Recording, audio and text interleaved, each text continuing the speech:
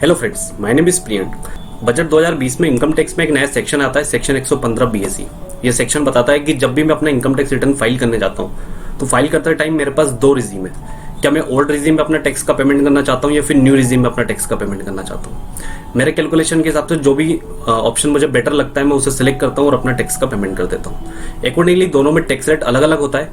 जब मैं old regime को सिलेक्ट करता हूँ वो सबका जितने भी डिडक्शन और एग्जम्पशन है मुझे सबका बेनिफिट मिलता है और अकॉर्डिंगली टैक्स रेट ज़्यादा होता है। वहीं अगर मैं न्यू टैक्स रिजीम को सिलेक्ट करता हूँ तो करीब 70 डिडक्शन और एग्जम्पशन है जिसका बेनिफिट मुझे नहीं मिलेगा, लेकिन टैक्स रेट कम होगा। दोनों पे कैलकुलेशन करने के बाद जो भी मेरा लेस अमाउंट ऑफ टैक्स बनता है मैं उस रिजीम को सिलेक्ट करके अपना फाइनल टैक्स का पेमेंट करता हूँ। तो फ्रेंड्स, हम लोग आज ये देखने वाले हैं कि मैं किस रिजीम को सिलेक्ट करूँ और कौन कौन से ऐसे एग्जम्पशन और डिडक्शन है जिसका बेनिफिट मुझे नहीं मिलेगा। हम मेजर डिडक्शन हम लोग एग्जम्पशन देखेंगे। अब फाइल करते टाइम मैंने यहाँ पे देखा कि are you opting for new tax regime under section 115 BSE. क्या आप न्यू टैक्स रिजीम को सिलेक्ट करना चाहते हैं इस सेक्शन में 115 बीएसई में? मैंने इसमें सिलेक्ट किया यस। अब जैसे ही ये यस करता हूं तो कुछ एग्जम्पशन है जो इसमें मेंशन की हुई है कि मुझे इन सब का बेनिफिट नहीं मिलेगा।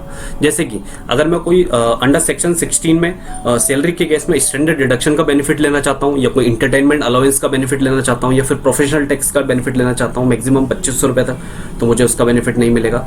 या फिर हाउसिंग लोन का मेरा कोई ब्याज का पेमेंट है जिसका बेनिफिट मैं इनकम टैक्स रिटर्न भरते टाइम अपने हाउस प्रॉपर्टी हेड में लेता हूँ, तो मैं सेल्फ ऑक्यूपाइड के केस में हाउस प्रॉपर्टी के केस में उसका बेनिफिट नहीं ले पाऊंगा। अगर कोई लेट आउट प्रॉपर्टी है तो उस केस में मैं हाउस प्रॉपर्टी का न्यू टैक्स रिजीम में बेनिफिट ले सकता हूँ। वहीं अगर मेरी कोई एलआईसी का इंश्योरेंस प्रीमियम का पेमेंट है या फिर मेरे कोई मेडिकल इंश्योरेंस का पेमेंट है या फिर मेरा कोई डोनेशन का पेमेंट है या कोई मैं प्रोविडेंट फंड में इन्वेस्टमेंट कर रहा है, पीपीएफ में मेरा कोई इन्वेस्टमेंट है या कोई टैक्स सेवर म्यूचुअल फंड है, टैक्स सेवर एफडी है, तो उस केस में भी मैं न्यू टैक्स रिजीम में उसका बेनिफिट नहीं ले पाऊंगा।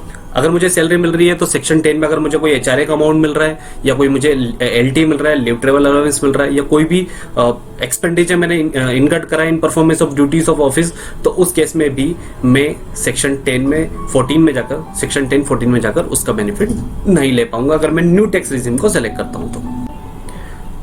अब जब मुझे इन सब का बेनिफिट नहीं मिलेगा तो उस केस में मुझ पर टैक्स रेट क्या एप्लीकेबल होगा अगर मैं न्यू टैक्स रिजीम को एक्सेप्ट करता हूं तो हम लोगों ने एक एग्जांपल के साथ देख लेते हैं।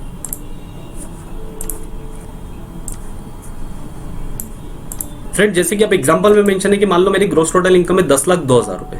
उस केस में मेरा कुछ इन्वेस्टमेंट था, जैसे कि एलआईसी भी था, मेरा पीपीएफ भी था जिसका मुझे 1.5 लाख रुपए तक मिल सकता था, या फिर मेरा कोई मेडिकल था जिसका मुझे 25,000 रुपए तक बेनिफिट ले सकता था मैं, या फिर कोई डोनेशन का अमाउंट मैंने फॉर कोविड-19 के लिए, तो उस केस में मुझे 2,000 रुपीज का मैं बेनिफिट लेना चाहता था अपना आईटीआर में, या मेरा हाउसिंग लोन का इंटरेस्ट का भी पेमेंट था, तो उस केस में मेरा टोटल जो इन्वेस्टमेंट था वो था 2,52,000 रुपए। लेकिन जब मैं न्यू टैक्स रिजीम को एक्सेप्ट करता हूं तो उस केस में मुझे पूरे 10,02,000 पर ही टैक्स देना होगा और ये जो भी मेरे इन्वेस्टमेंट्स बेनिफिट थे उसका जो भी इन्वेस्टमेंट डिडक्शन था उन सबका मुझे बेनिफिट नहीं मिलेगा।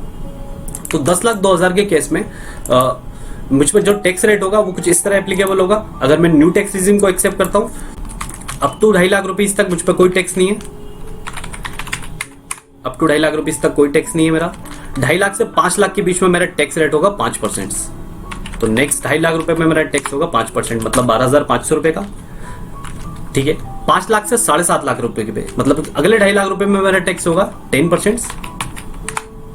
टोटल इनकम हो गई मेरी 7.5 लाख रुपए, लेकिन मेरी है 10,02,000 रुपए। आगे बोल रहा है कि 7.5 लाख से 10 लाख के बीच में मेरा टैक्स रेट होगा 15%। तो नेक्स्ट 2.5 लाख रुपीज पे वापिस मेरा टैक्स है 15%, मतलब 37,500 रुपए का। टोटल मेरी इनकम हो चुकी है 10 लाख रुपए। रिमेनिंग 2,000 रुपए पर मेरा टैक्स होगा 20%, मतलब कि 10 लाख से 12.5 लाख रुपए के बीच में मेरा टैक्स होगा 20%। तो 10 लाख से 12.5 लाख रुपए के बीच में मेरा इनकम हो रही है 2,000 रुपए की। तो टोटल मेरा टैक्स बना 75,400 और यहाँ पे मेरी टोटल इनकम हुई 10,02,000 रुपए।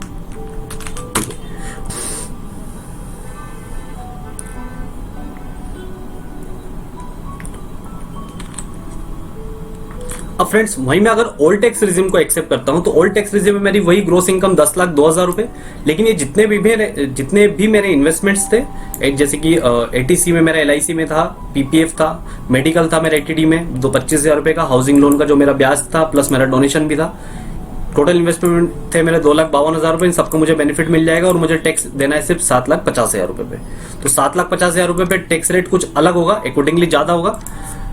2.5 लाख रुपए तक मुझ पे ओल्ड टैक्स रिजीम में भी कोई टैक्स नहीं है। ओके।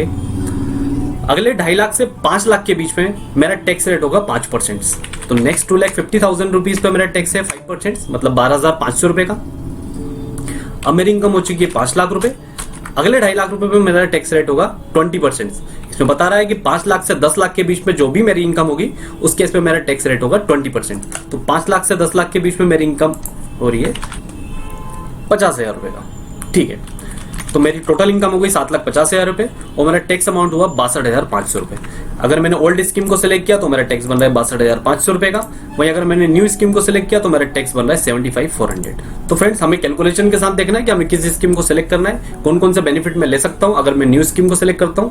फ्रेंड्स, ये जो टैक्स स्लैब रेट थी ये नॉन सीनियर सिटीजन के केस में। अगर हम सीनियर सिटीजन के केस में देखते हैं तो अप टू 3 लाख रुपीज तक कोई टैक्स नहीं।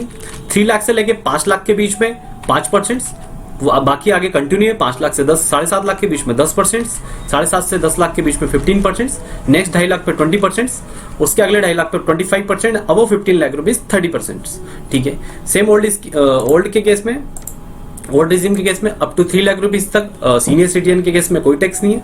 3 लाख से 5 लाख के बीच में 5%, 5 लाख से 10 लाख के बीच में 20% and above 10 lakh rupees 30%। Friends, अगर मेरी टैक्सेबल इनकम 5 लाख या इससे कम है तो उस केस में मेरा जो भी टैक्स अमाउंट होगा वो फुल्ली रिबेट है उस पर।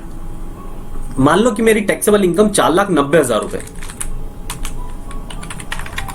4,90,000 है, तो उस केस में मैं देखता हूं 2.5 लाख रुपए तक तो मुझ पर कोई टैक्स नहीं है। नेक्स्ट 240 जो मेरी इनकम होगी उसमें मेरा टैक्स होगा 12,000 रुपए का, मतलब 12,000 रुपए की मुझे पूरी रिबेट है। मुझे इसका टैक्स का पेमेंट नहीं देना है अंडर सेक्शन 87A में, ठीक है। अब मैं चाहे ओल्ड स्कीम सेलेक्ट करूं या फिर न्यू स्कीम सेलेक्ट करूं, मेरी अगर टैक्सेबल इनकम 5 लाख या इससे कम है तो उस केस में मैं 87A की रिबेट का बेनिफिट ले सकता हूं 12,500 रुपए तक मैक्सिमम।